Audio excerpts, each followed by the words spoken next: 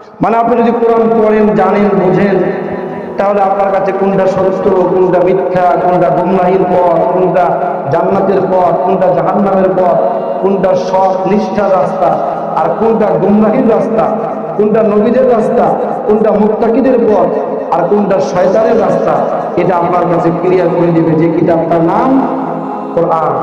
এজন্য এর নাম হলো ফুরকান। সুতরাং যদি আপনি সত্য মিথ্যা সম্পর্কে জানতে চান, তাহলে আপনাকে কোরআন পড়তে হবে।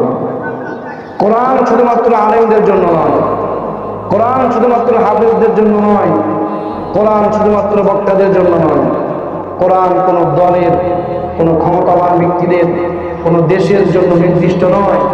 কোরআন হচ্ছে আপনার আমার সবার, সমগ্র পৃথিবীবাসীর জন্য আল্লাহ তাআলা কোরআনকে নাজিল করেছেন, ঠিক কিনা? কোরআন সবার জন্য। সুতরাং কোরআন হলো একটা প্রেসক্রিপশন। কোরআন কি? কোরআন হচ্ছে একটা প্রেসক্রিপশন।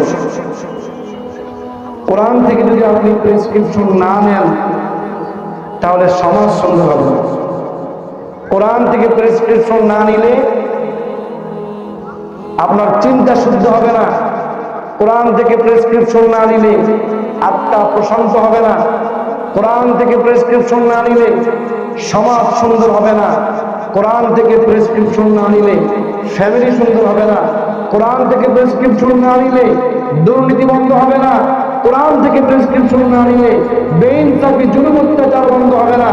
যদি আপনি সমৃদ্ধ, সুখময়, শান্তিময় রাষ্ট্র পেতে চান, যদি আপনি সংস্কার মূলক রাষ্ট্র পেতে চান, আপনি যদি আপনার সমাজের সকল জুলুম, অত্যাচার, বেইনসাফকে দূর করতে চান, যদি আপনার সমাজের, আপনার রাষ্ট্রের সংস্কার করতে চান, মেরামত করতে চান, তাহলে আপনাকে অবশ্যই কোরআন থেকে প্রেসক্রিপশন নিতেই হবে। আওয়াজ দেবেন, ঠিক কিনা?